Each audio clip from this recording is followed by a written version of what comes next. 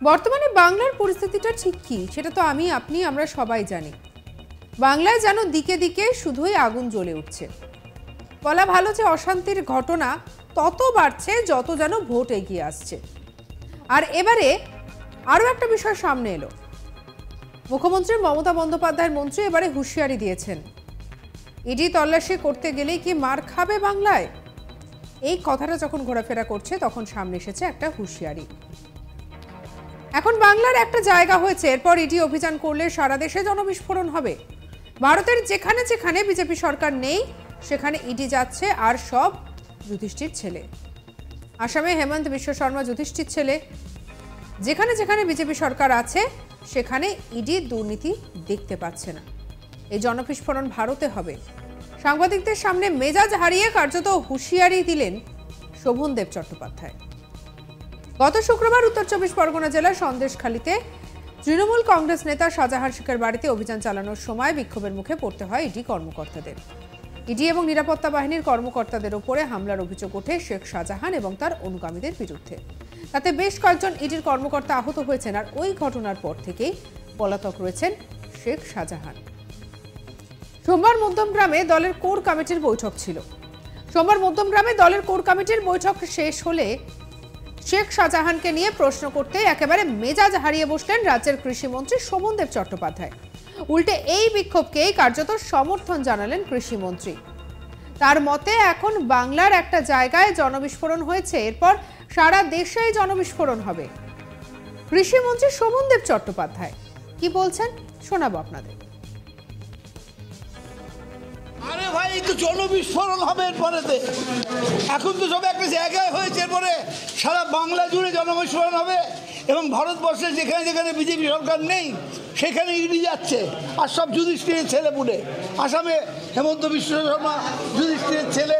যেখানে যেখানে বিজেপি সরকার আছে সেখানে ইডি সিবিআই দুর্নীতি দেখতে পাচ্ছে না। এই জনবিস্ফোরণ ভারতবর্ষে হবে। ইডি গেলে বিস্ফোরণ হবে। কে গেলে হবে বললে, যে যাবে হবে। ইডি গেলে আবার কি, যে যাবে হবে জনবিস্ফোরণ। শেখ শাহজাহানের নাম তুলতেই তো একেবারে রেগে গেলেন মন্ত্রী। শোভনদেব চট্টোপাধ্যায় বলে বসলেন যে ওগুলো কোনো ব্যাপার নয়। শেখ শাহজাহানের দাদু আছে তো, আদানি আম্বানি।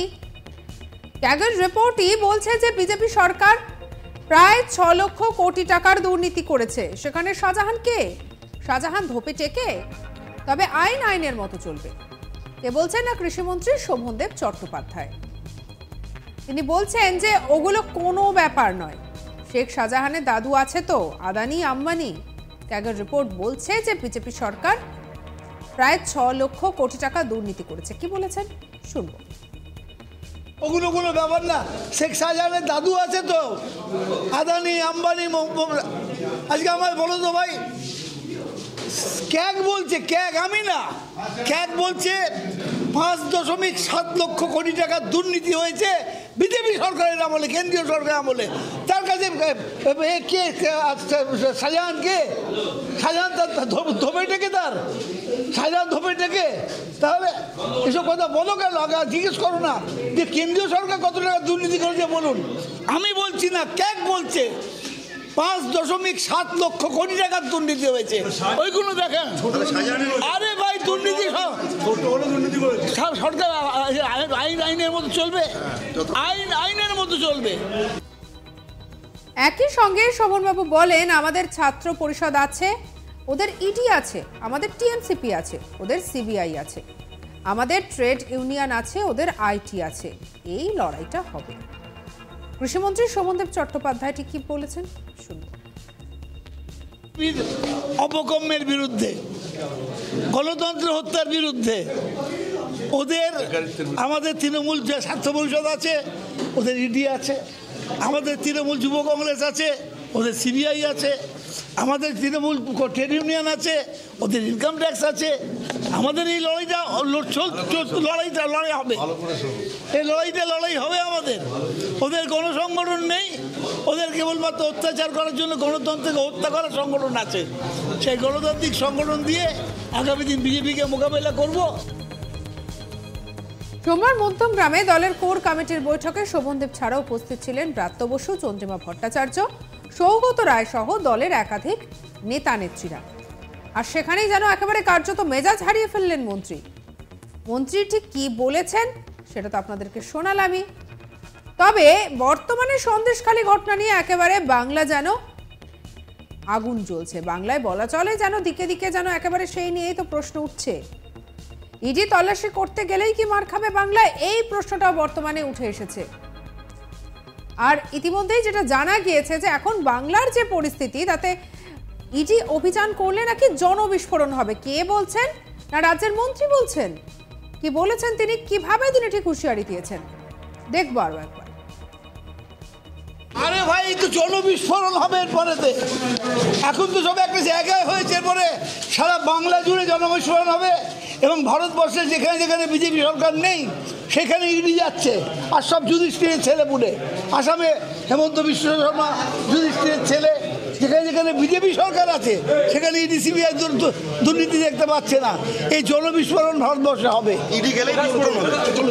কে গেলে হবে বললে, কে যাবে হবে, ইডি গেলে আবার কি, যে যাবে হবে জনবিস্ফোরণ।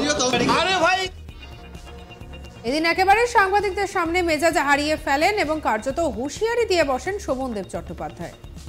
শুক্রবার উত্তর 24 পরগনা জেলার সন্দেশখালীতে তৃণমূল কংগ্রেস নেতা শাহজাহান শেখের বাড়িতে অভিযান চালানোর সময় বিক্ষোভের মুখে পড়তে হয় ইডি কর্মকর্তাদের। ইডি ও নিরাপত্তা বাহিনীর কর্মকর্তাদের উপরে হামলার অভিযোগ ওঠে শেখ শাহজাহান এবং তার অনুগামীদের বিরুদ্ধে।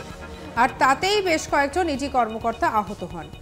ওই ঘটনার পর থেকেই পলাতক হয়ে যান শেখ শাহজাহান। সোমবার মধ্যমগ্রাম দলের কোর কমিটির বৈঠক ছিল। সোমবার মধ্যমগ্রাম দলের কোর কমিটির বৈঠক শেষে শেখ শাহজাহানকে নিয়ে প্রশ্ন করতেই একেবারে মেজাজ হারিয়ে বসেন রাজ্যের কৃষিমন্ত্রী শোভনদেব চট্টোপাধ্যায়। উল্টে এই বিক্ষোভকে কার্যত সমর্থন জানান কৃষিমন্ত্রী। তার মতে এখন বাংলায় একটা জনবিস্ফোরণের জায়গা পৌঁছে গিয়েছে। এছাড়াও তিনি এদিন আরো বলেছেন যে ওগুলো কোনো ব্যাপারই নয়, শেখ শাহজাহানের দাদু আছে তো। কি বলেছেন শুনবো। কোনো ব্যাপার না, শেখ শাহজাহানের দাদু আছে তো, আদানি আম্বানি। আজকে আমায় বলো তো ভাই, ক্যাগ বলছে, ক্যাগ আমি না, ক্যাগ বলছে 5.7 লক্ষ কোটি টাকার দুর্নীতি হয়েছে বিজেপি সরকারের আমলে, কেন্দ্রীয় সরকারের আমলে। তার কাছে কে শাহজাহান, কে শাহজাহান? তার ধোপে টেকে, তার শাহজাহান ধোপে টেকে। তাহলে এসব কথা বলো কেন? আগে জিজ্ঞেস করো না যে কেন্দ্রীয় সরকার কত টাকা দুর্নীতি করেছে বলুন। আমি বলছি না, ক্যাগ বলছে 5.7 লক্ষ কোটি টাকার দুর্নীতি হয়েছে। ওইগুলো দেখেন। আরে ভাই দুর্নীতি সরকার আইনের মতো চলবে, আইনের মতো চলবে।